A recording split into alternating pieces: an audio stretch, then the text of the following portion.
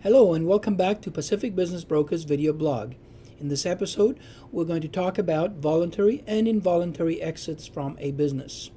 You've heard me talk about such exits in prior video blogs, and I wanted to briefly highlight the importance of truly understanding them and the impact they could have on you, your business, and your family.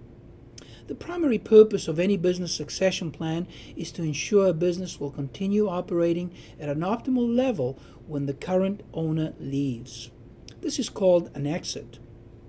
Exits that trigger succession can be both involuntary, as in the case of an accident, partner separation, perhaps even death of an owner or a partner, or voluntary, in which the owner or owners feel they need to move on or retire perhaps.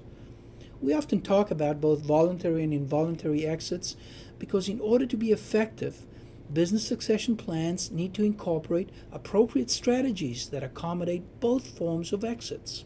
Regrettably, many entrepreneurs perceive that involuntary exits will be taken care of by insurance policies. While this may be the case in some circumstances, such as disability or death, there are many dynamic factors that can impact the outcome.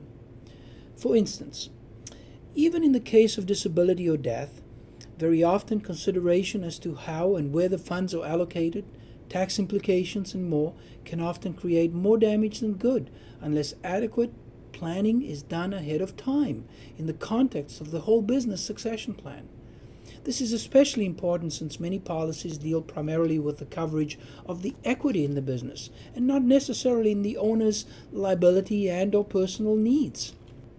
When it comes to voluntary exits, such as one wanting to move on to another venture or capitalizing on an opportunity or retirement, an effective succession plan will ensure that you meet your and your family's objectives and that you get the maximum value in dollar out of your business, whether selling to a successor within the business, within your family, or outside of those realms. Such a plan would deal with both soft and hard issues of an exit. Soft being the emotional issues between family members, while hard issues would deal with such instruments as tax planning, freezes, funding mechanisms, etc.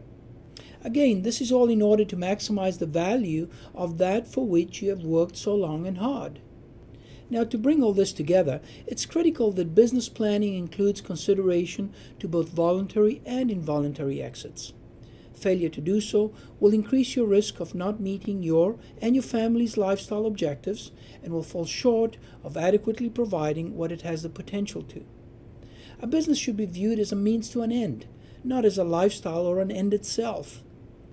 Want to know more about how a knowledgeable and professional business broker can assist you in your planning?